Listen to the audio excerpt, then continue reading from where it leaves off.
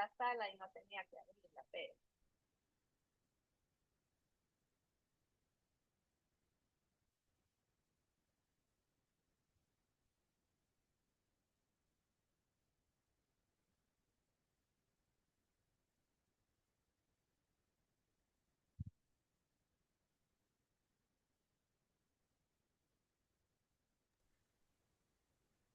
Hola, buenos días. Aquí voy a estar conectada para cuando estén Buenos días, listos. ¿cómo estás?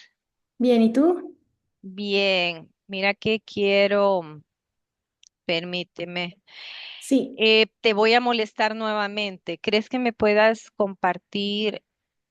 Debí haberlo hecho antes, compartirme el enlace, es que te lo envié por correo, pero tengo que enviárselo a los chicos por WhatsApp ahorita y se me pasó y solo abrí la sala y ya no puedo editar. Entonces, ahorita, no sé si me puedes hacer el favor de compartírmelo a mi sí, ahorita te lo WhatsApp, envío por WhatsApp. Dame chancecito ya. porfa. Y Ujú. discúlpame. No, no, tranquila. Ahí está.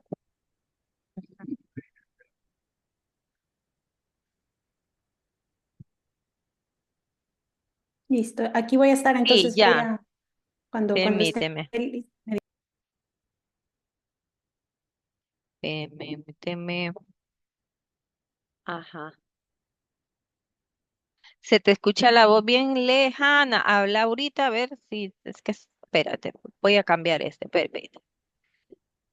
Ok, ahorita. Ahora habla. Hola, ¿cómo Ah, están? sí, ahora sí, ahora sí, ya, Perfecto.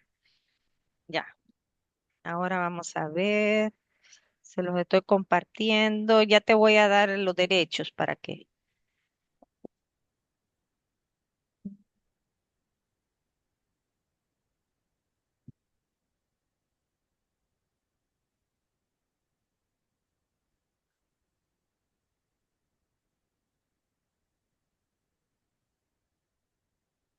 permíteme. Sí, no te preocupes, estoy pendiente. Ahora sí, Ok. ya puedes compartir. Tengo a Ariana que está ingresando.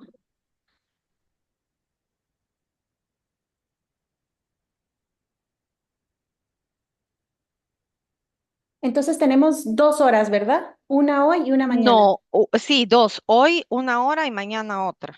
Ok, y Ajá. un poquito menos de la hora para preguntas. Sí, sí, sí. O, ok. Perfecto.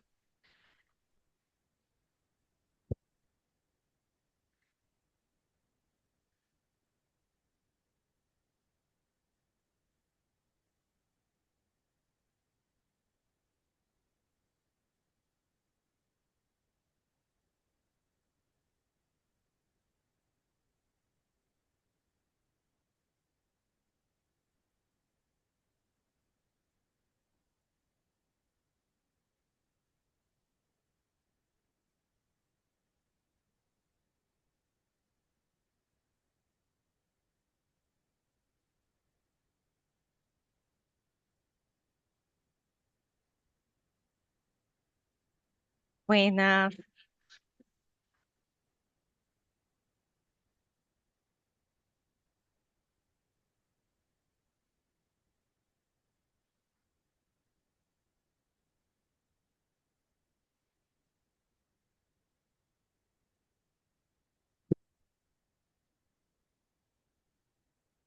Ajá.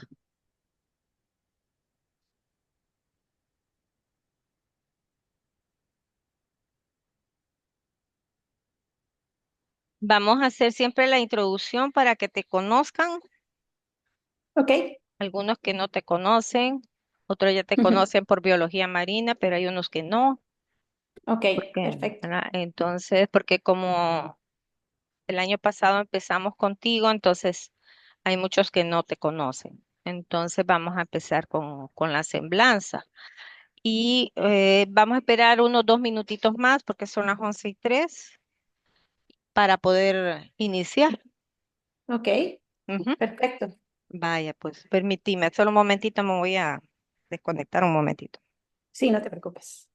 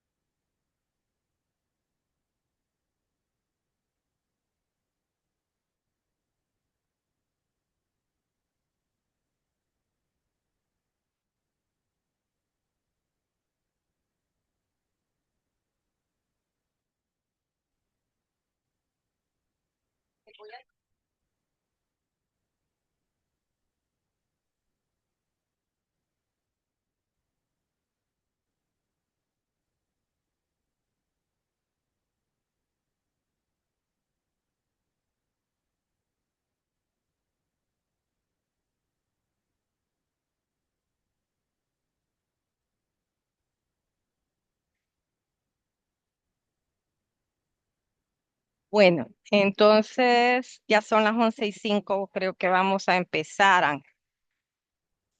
Ok, Ay, listo. ya estaba grabando. Yo pensé que no, que le había quitado la grabación, pero estaba grabando. Bueno, Sí, ¿verdad?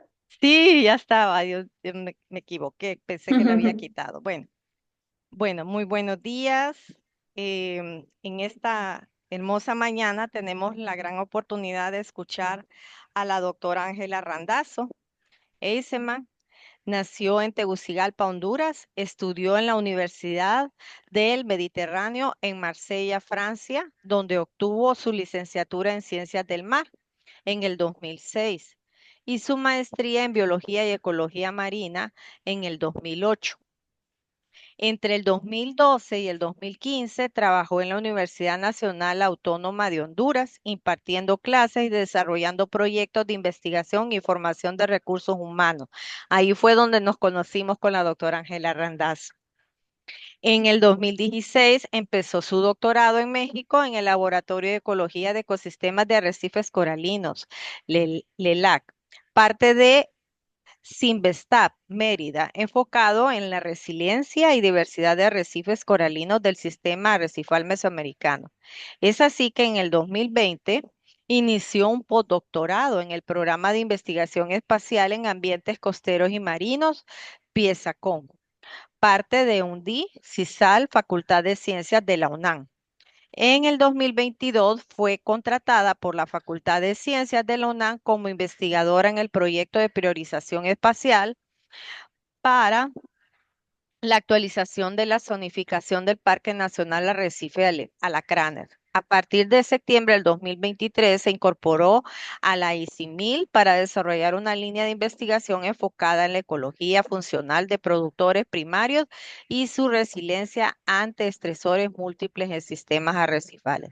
Es por esto y cada uno de estos aspectos muy importantes dentro de su vida profesional académica, por lo cual tenemos el gusto de presentarla, una gran profesional con una amplia experiencia. Por favor, un fuerte aplauso para ella y darle la bienvenida cordial. Muy bien. Entonces, dejamos que la sala es tuya y bienvenida. Muchas gracias, Vanessa. Muchas gracias por la oportunidad. Pues como Vanessa me presentó, yo soy de Honduras. He tenido que estudiar lo que me apasiona y de trabajar en lo que me apasiona, que es la biología marina, la ecología marina. Y sobre todo me ha gustado mucho trabajar en los ecosistemas tropicales, los arrecifes de coral, los pastos marinos y los manglares.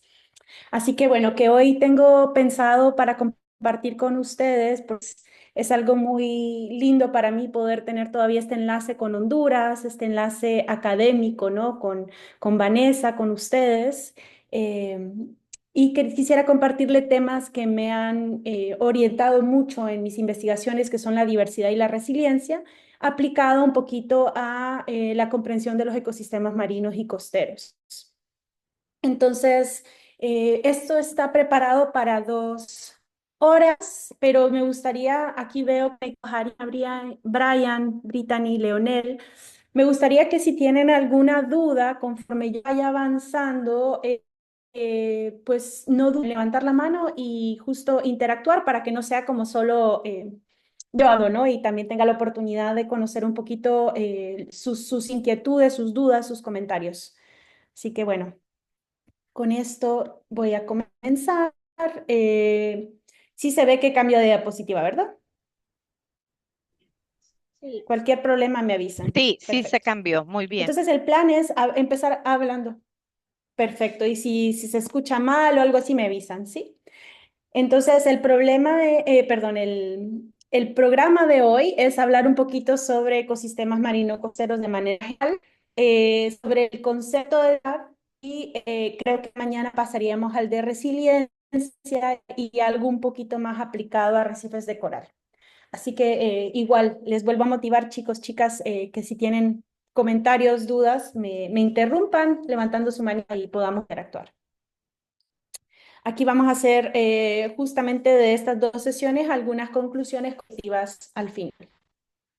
Entonces, empezando por los ecosistemas marino-costeros. Como cualquier ecosistema en el planeta Tierra, pues están compuestos los ecosistemas por componentes químicos, energía, comunidades biológicas e interacciones entre estas comunidades. Y como todos los ecosistemas, pues hay una componente de variabilidad que está relacionada al espacio y al tiempo.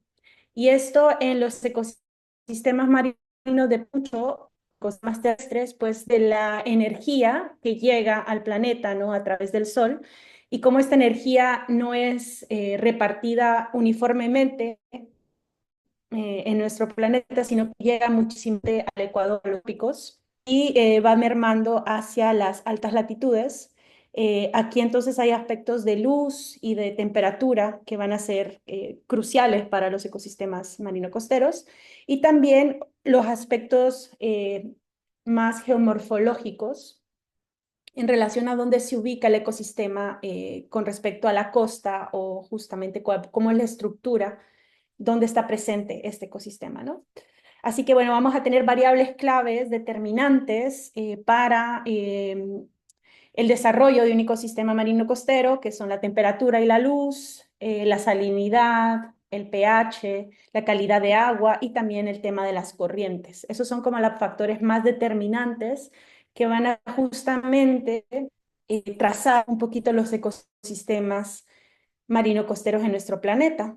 Desde una perspectiva un poquito regional, como de biomas, vamos a tener primero los biomas costeros versus los biomas de océano abierto, open ocean, y en cada uno de ellos pues vamos a tener su relación con la latitud, con la luz, con la temperatura, ¿no? Que va a ser, por ejemplo, vamos a diferenciar entre los tropicales, los templados y los polares. Entonces van a ver como estas grandes clasificaciones. Las variables más complejas entonces, bien se van a dibujar zonas o regiones biogeográficas en relación a los mares y los océanos del planeta. Entonces, por ejemplo, aquí vemos en morado la zona del Gran Caribe, que incluye no solo el Caribe, sino que también un poquito el Atlántico noreste y también el Golfo de México. No sé si ven bien. Igual tenemos, por ejemplo, zonas como el Triángulo de Coral, que es muy conocido allá por Australia, Indonesia y Japón, que es una zona muy biodiversa. Y estas zonas biogeográficas, como les decía, se dibujan un poquito por justamente todas las características de las variables determinantes que les mencioné antes, ¿no? Como temperatura, luz, salinidad, calidad de agua, corrientes. Eso va a determinar una cierta zona biogeográfica. También en el mar, pues tenemos los ambientes marinos y como les decía, que hay una relación importante con la costa. Entonces, primero que todo lo que es dependiente de las mareas se llama zona litoral, o sea, en esta zona litoral varía la línea en relación a las mareas. Luego hay una zona sublitoral donde ahí se mantiene más fija justamente la, las mareas no tienen un impacto tan importante y en las zonas sublitorales donde en general encontramos la zona nerítica, que es la zona costera relacionada a la costa. Entonces, después de esta zona litoral, que es cuando tenemos esta caída no tan, digamos, abrupta en profundidad, que puede llegar hasta como 200 metros, que es la zona fótica, donde la luz tiene una influencia, pues fuera de esta zona sublitoral, donde ya hay caídas más abruptas, la zona batial, abisal, hadal, ya más de 200 metros, encontramos la zona oceánica o lo que llamamos open ocean, ¿no? Océano abierto. Entonces, tenemos estos dos contrastes, como les decía, y Dentro de la parte de columna de agua es donde encontramos la vida pelágica, que es la que justamente vive en no asentado a un sustrato bentónico, sino libre en la columna de agua, ya sea porque es derivada por las corrientes, como en el caso del plancton, o porque justamente puede nadar y tener movimiento ante las corrientes, que es el nécton, ¿ok? Entonces acá tenemos la zona y los organismos asociados a esta zona. Y como ven, cultura relacionada a la distancia a la costa, pero también a la profundidad por temas de acceso a la luz y la energía que entra al sistema. Son más allá de los 200 metros, es una zona que no es influenciada por la luz, una zona afótica. Está la zona mesopelágica, que es la menos profunda de estas zonas, luego batipelágica y luego avisapelágica, ¿no? Que el océano puede llegar a tener más de 10 kilómetros o 10.000 metros, ¿no? La fosa de las Marianas, que es el punto que nosotros conocemos más profundo del océano, es de 11 kilómetros. Entonces, estos son los ambientes marinos y es en función de todo esto que se va a organizar un poquito los temas de los ecosistemas. Entonces, vamos a tener por un lado los ecosistemas marinos pelágicos, que, como les decía, va a tener como esta característica de la vida que se va a instalar en los diferentes ecosistemas pelágicos, pues va a depender un poquito de sus requerimientos distan a nivel de luz, ¿no? Entonces, los organismos que son capaces de tener nados más eficientes, como las ballenas, los tiburones, son los que van a llegar, por ejemplo, más profundo. Hay organismos del océano que no frecuentan la superficie, ¿no? O sea, se quedan en el océano profundo, como algunos lados, condiciones que no hay luz o poca luz, y también otros organismos un poquito que parecen mitológicos, como el calamar gigante, ¿no? Que viven en esas profundidades. Y hay organismos como los cachalotes, por ejemplo, que son capaces de alguna manera cubrir estas zonas, vivir en la superficie, pero poder ir a cazar a las profundidades de los abismos, ¿no? Del mar. Y otras especies en general más las oceánicas, por así decirlos, se encuentran asociados a ecosistemas críticos. Entonces tenemos un poquito esta configuración en los ambientes pelágicos y en los ambientes pelágicos en general la energía entra a través del fitoplancton, que son organismos unicelulares que son capaces de realizar la fotosíntesis como las plantas y por ahí entra entonces energía y materia orgánica a las redes tróficas. En general, en el océano son comidos por los más grandes, entonces tenemos fitoplancton, es comido por el zooplancton y luego por especies de peces, otros mamíferos marinos, ¿no? Que ya ocupan nivel superior en las redes tróficas. Y entonces también aquí hay algo bien interesante, es que parte de esta materia orgánica en materia orgánica disuelta o particular, justamente gracias a una bucle microbial, se puede como remineralizar y volver a entrar en el sistema o sencillamente pues perderse del sistema porque cae en el océano profundo y de esta forma pues está participando el océano a lo que se llama el secuestro de carbono. Entonces es súper importante el rol que tiene el océano en justamente secuestrar el carbono atmosférico hacia este invernadero en nuestro planeta. En relación a los ecosistemas marinos bentónicos, la clasificación más orgánica es en relación a la latitud. Entonces, por ejemplo, tenemos los ecosistemas marinos bentónicos tropicales, que también aquí integré un ecosistema costero, que son los manglares. Manglares, pastos marinos y arrecifes están en una constante interacción a la escala del paisaje, son súper importantes.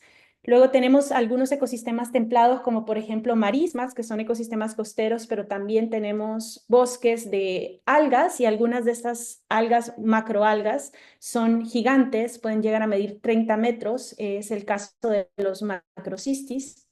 También tenemos ecosistemas bentónicos que están asociados a los polos, ya sea a la Antártica o al Ártico, Y finalmente tenemos ecosistemas profundos, en montes marinos profundos, en planizales, también en chimeneas hidrotermales. Encontramos temas profundos y muchas veces se pensó que en estas zonas no había vida, pero sí hay una forma de vida que depende de la química, que es como eh, metabolizar asociados a volcanismo y transformarlo en materia orgánica. Y entonces este tipo de vida se encuentra en las profundidades, ya no depende de la luz y hay un montón de organismos también que se organizan alrededor, redes primarios, ¿no? Que transforman, digamos por así decirlo, la energía de los volcanes, los gases de los volcanes en materia orgánica para que entre a las redes tróficas. Entonces, más o menos esta es la diversidad de ecosistemas marinos que encontramos en el planeta a nivel bentónico. Y nosotros ahorita vamos a ejemplificar un poco más en relación a los ecosistemas tropicales. En el caso de los manglares, que son ecosistemas tropicales costeros asociados al mar en general o a una laguna estuarina, pues tenemos una distribución subtropical tropical. En general, la mayor diversidad se encuentra en esta zona que les llamamos, les decía que se llama Triángulo de Coral entre Australia, Indonesia, Japón. Y luego hay como un gradiente de diversidad hacia el Océano Índico y menor diversidad en el caso del Caribe. Hay alrededor de 150.000 kilómetros cuadrados de manglar en el mundo.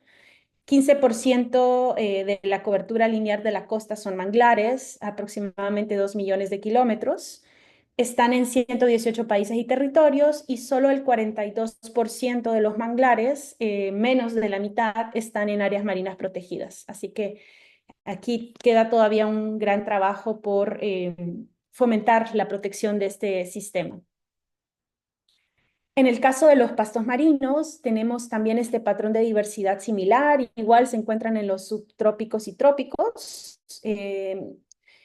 El, hay más o menos 300.000 kilómetros cuadrados de pastos marinos en el mundo, representa 1.1% de la plataforma continental y se encuentra en 150 países y territorios.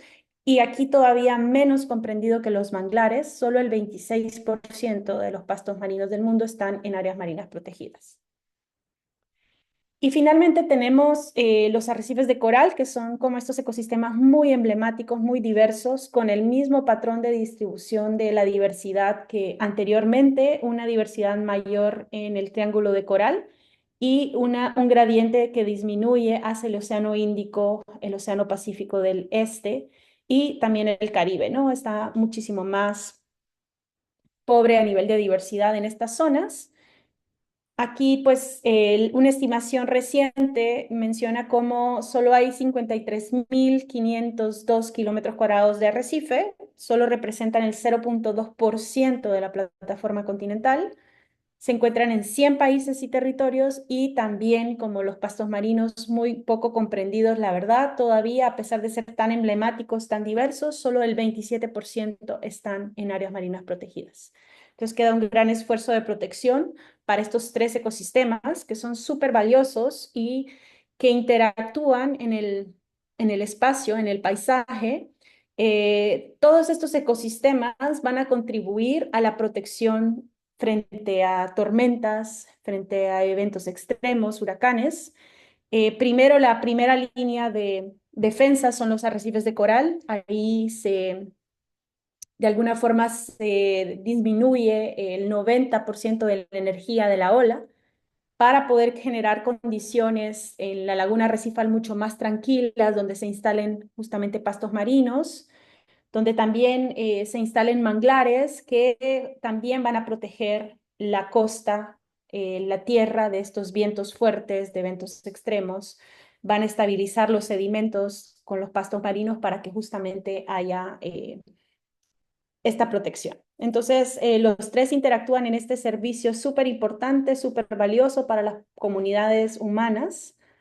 También los tres interactúan en mantener la diversidad, porque justamente hay muchas especies que dependen en diferentes momentos de sus ciclos de vida de los manglares, de los pastos marinos, para llegar a ser adultos en los arrecifes, porque justamente el manglar, los pastos le dan como más protección ante depredadores que en el arrecife donde hay muchísimo más depredadores. Esto sucede para langostas, caracoles, peces arrecifales como meros, pargos. Eh, Hay esta diversidad como compartida entre estos ecosistemas. También, sobre todo los manglares, son un control de la contaminación, porque son como que filtran los contaminantes en sus sedimentos, se queda atrapado ahí y no llega tanto, por lo menos, a la laguna arrecifal, a los pastos marinos, a los corales. Entonces, los manglares ayudan a que hayan condiciones para que los pastos y los corales progresen.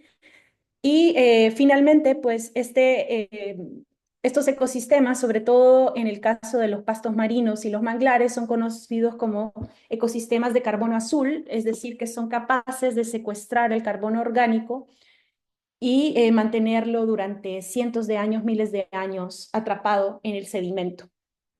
Entonces, son súper importantes todos estos ecosistemas y es súper valioso los servicios que le dan a la humanidad en relación a la protección costera, como les mencionaba, pero también a medios de vida como la pesca, el turismo, generan una gran cantidad justamente de servicios.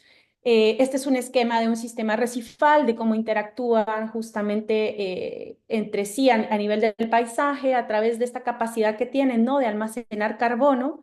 En el caso de los arrecifes de coral, pues una forma mineral de almacenar carbono, por así decirlo, construyen una estructura, una matriz arrecifal mineral que alberga importantes especies. En el caso de los pastos, pues son las especies ingenieras son grandes acumuladores de carbono orgánico en este caso y sobre todo en el sedimento. Entonces, esto brinda protección costera, como les decía, y medios de vida, turismo y pesca, que están valorados a alrededor de $200,000 por hectárea por año para los manglares, alrededor de $30,000 por hectárea por año para los pastos marinos y alrededor de $350,000 por hectárea por año para los arrecifes, lo cual suma una gran cantidad, ¿no? De alrededor de $600,000 por hectárea por año si lo sabemos mantener en un buen estado de salud. Entonces, no sé si hasta aquí hay alguna pregunta,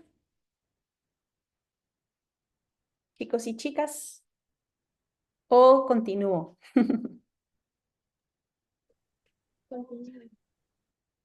Ok, entonces, gran parte de los servicios que dan estos ecosistemas, pues tienen que ver, vamos a ver en el chat, a ver qué dice.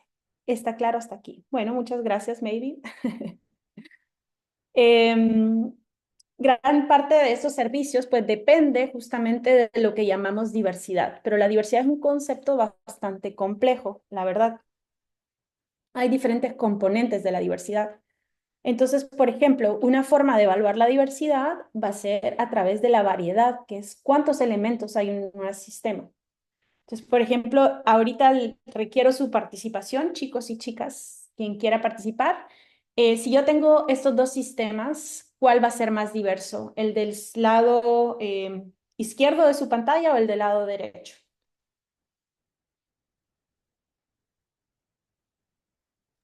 El del lado derecho. Ujú, muy bien, porque tenemos más variedad de elementos en el lado derecho que en el lado izquierdo. En el lado izquierdo solo hay dos elementos variados y en el lado derecho hay cuatro. Entonces, esta es una componente de diversidad que es como de las más intuitivas, ¿no? Como a todos se nos da a decir que justamente el lado derecho es más variado. La segunda componente es el balance, es decir, cómo se distribuyen los elementos. Entonces, aquí mi pregunta es, ¿cuál de estos sistemas, el de arriba o el de abajo, es más diverso según esta componente de balance?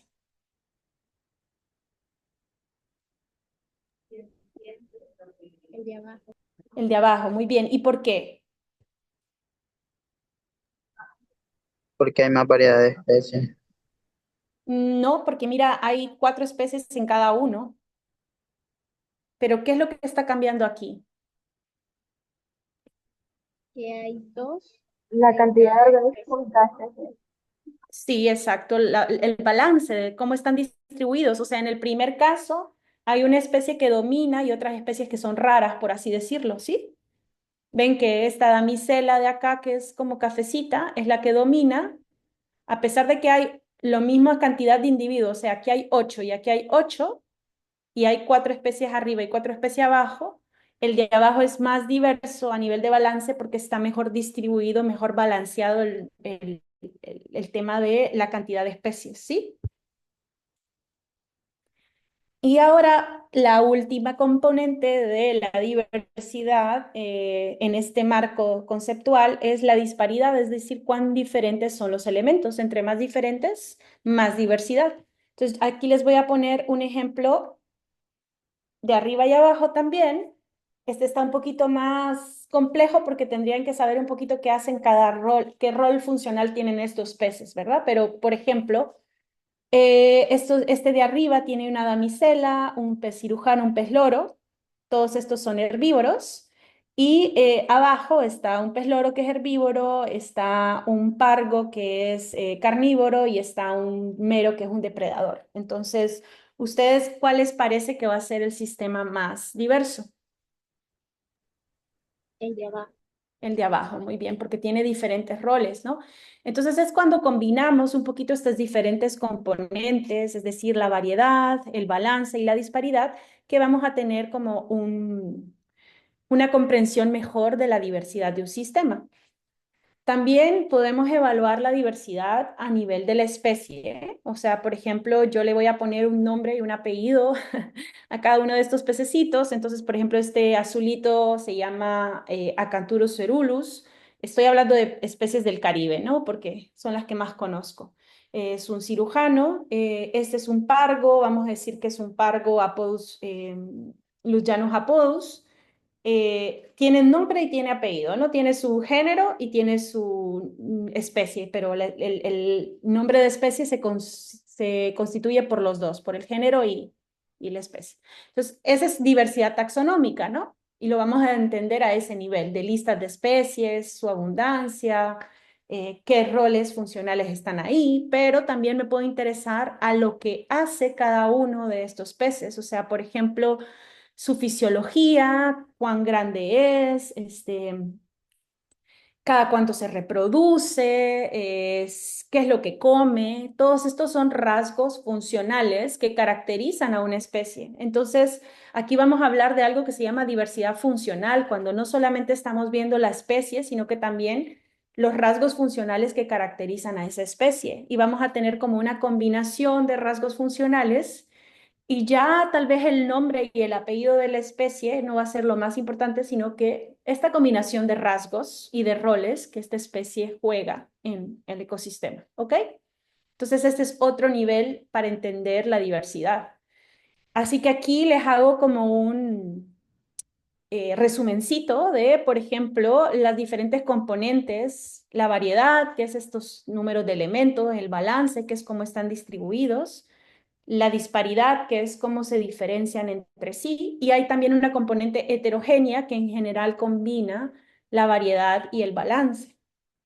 Entonces, a través de cada una de estas componentes y en los niveles de diversidad que son taxonómica y funcional, podemos tener diferentes índices de diversidad para estudiar comunidades, ensambles de especies, ¿verdad? No sé si ustedes conocen algún índice de componente de variedad taxonómico. No, no, ese sí no, no lo han visto. Ok, algo muy sencillo. Si ustedes llegaran pónganse en los zapatos de una persona que va a describir un área, por ejemplo, les llama la atención describir los peces de un área del Pacífico. ¿Y qué es lo primero que van a hacer ustedes? ¿Hacer qué? Si van a describir, por ejemplo, lo que hay ahí, ¿qué van a hacer? Transecto. Un transecto y en ese transecto, ¿qué van a tomar? ¿Qué datos van a tomar? Coordenada, Coordenadas, distancia, ajá, distancia, distancia. ¿ok? Y dentro del transecto, como además de estos metadatos que me estás mencionando, que son lo que caracteriza el transecto, pero ¿qué es lo que fuiste a tomar? Muestra, hacer un muestreo. ¿Perdón? Hacer un muestreo. Ajá, y entonces muestreaste qué. Aquí les dije los peces, ¿no? Entonces van a muestrear qué de los peces, las especies de peces, ¿no? Entonces eso es lo muy básico que siempre vamos a hacer cuando vamos a describir un lugar a nivel de diversidad. Vamos a tomar el número de especies, el listado de especies, ¿sí? Y en general, por eso me hablaste de transecto, no sé quién me lo dijo, pero uno de ustedes me habló de transecto, vas a calcular una densidad, es decir, no vas a hacerlo así al absoluto, sino que lo vas a relacionar, tu número de especies la vas a relacionar a un área, ¿no? Entonces, en un transecto, por ejemplo, de peces, podrías hacer, no sé, 100 metros cuadrados y evaluar qué especies vistes en esos 100 metros cuadrados y puedes determinar una densidad. Pues vi 20 especies en 100 metros cuadrados de peces, ¿no? En la componente funcional, lo que vas a hacer no solamente es considerar tu número de especies, sino que también los rasgos que estas especies tienen a nivel funcional, cuántos herbívoros, ¿no? Y esas combinaciones, por ejemplo, herbívoro, diurno, vive en la columna de agua, mm, ¿qué más podría ser? Tamaño es grande y esa es una combinación y la riqueza de estas combinaciones es lo que hace la riqueza funcional. Es como lo equivalente al número de especies, pero aquí estaríamos hablando de número de entidades funcionales.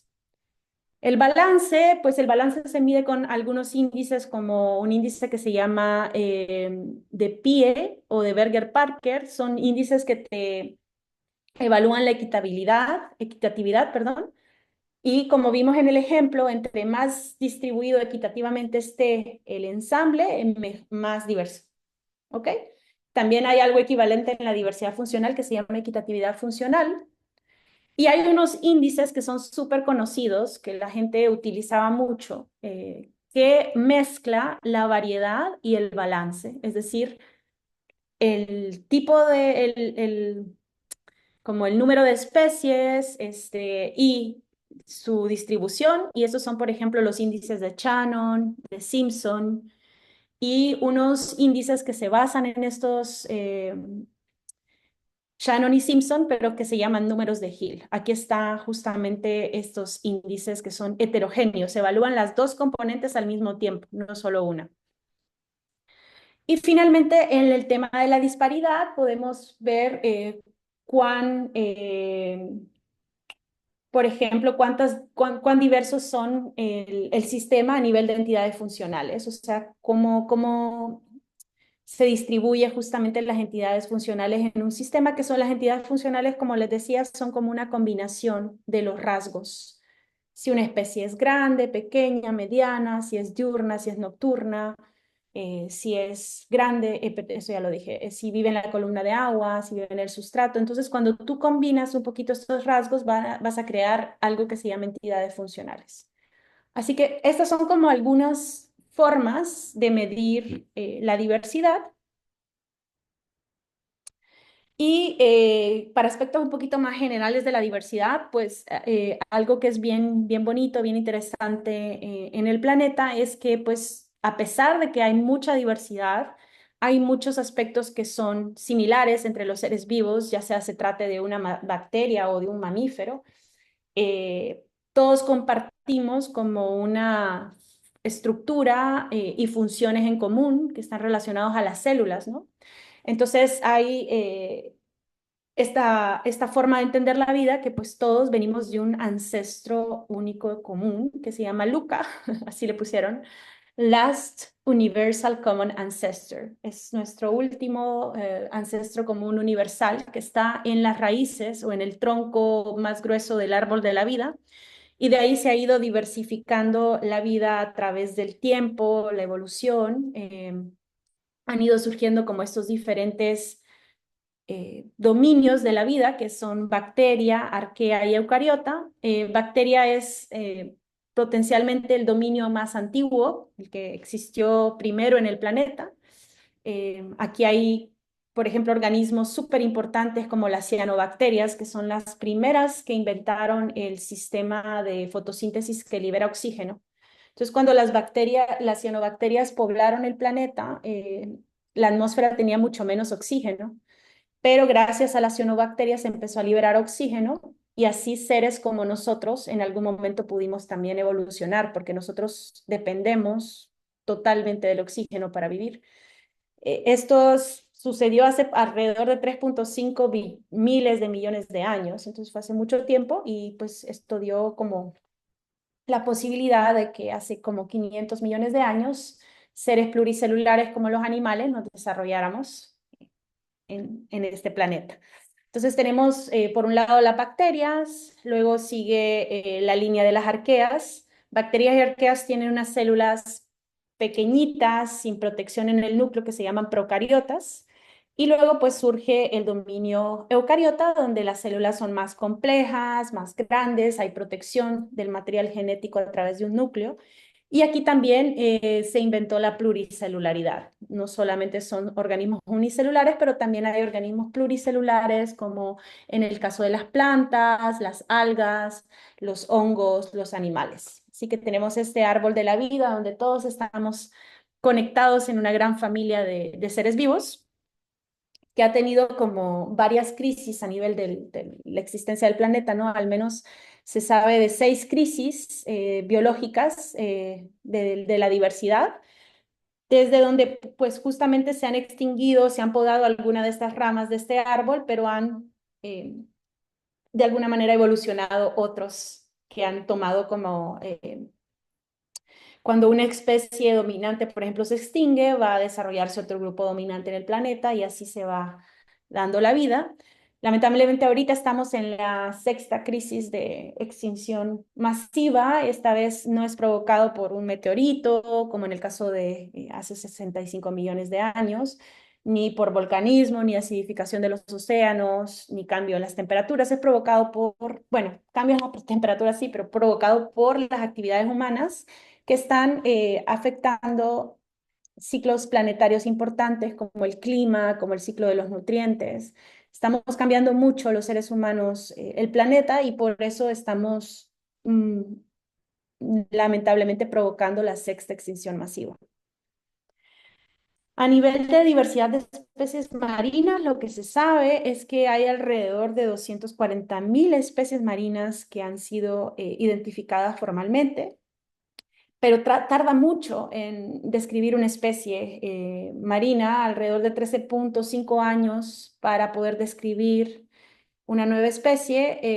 Entonces, por ejemplo, es un censo que se llama el Ocean Census, que justamente está tratando de facilitar más el descubrimiento de las especies marinas, porque a pesar de que solo se han descrito formalmente 240.000, se estima que hay alrededor de 2 millones y que no conocemos la mayor parte, ¿no?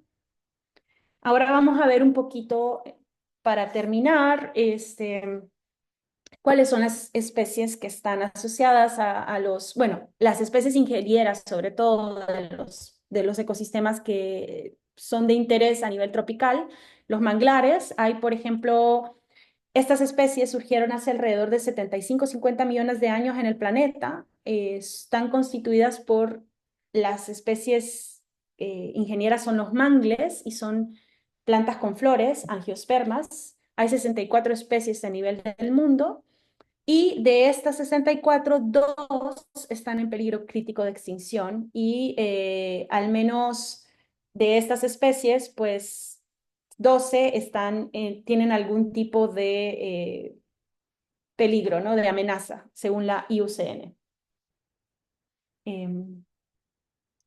No se tiene como muy claro el recuento de especies asociadas a los manglares, pero sí están alrededor de miles de especies asociadas entre las aves, los reptiles, los peces, los crustáceos, otras plantas, ¿no? Como las orquídeas. O sea, hay una gran cantidad de vida asociada a estos ecosistemas que de alguna manera están en todos los medios, ¿no? Aéreo, terrestre y también acuático. Y los manglares contribuyen bueno, y 15% de estas especies asociadas están en peligro de extinción y también pues hay una gran cantidad un 50% de las pesquerías artesanales depende de las especies que se crían en los manglares. Entonces son ecosistemas muy importantes para mantener diversidad. Hay especies amenazadas que viven en los manglares y por eso también es importantísimo conservarlos y además sustentan las pesquerías. En el caso de los pastos marinos, pues tenemos que este ecosistema es un poquito más antiguo, de 100 millones de años. Hubieron varias vueltas de las plantas, también son plantas con flores, angiospermas, que son las especies ingenieras de los pastos. Aquí hay más, 72, tiene más tiempo de evolucionar en el planeta. Y aquí el regreso de la tierra al mar se hizo en varios momentos, no solamente un ancestro común para los pastos marinos, sino que hay varios. Y justo pues también varias de estas especies están en peligro, no hay en peligro crítico, pero sí al menos digamos que 10 especies están en algún tipo de amenaza en estos ecosistemas. Tampoco hay como datos tan claros de cuántas especies asociadas a estos ecosistemas hay, pero igual que los manglares son miles, hay mamíferos marinos, hay peces, hay equinodermos, hay moluscos, hay crustáceos, hay una gran cantidad de grupos taxonómicos asociados a estas praderas, de los cuales el 17% está en peligro de extinción y también contribuyen de forma importante a las pesquerías artesanales de nuestro planeta con un 20% de las pesquerías justamente que se dan gracias a los pastos marinos.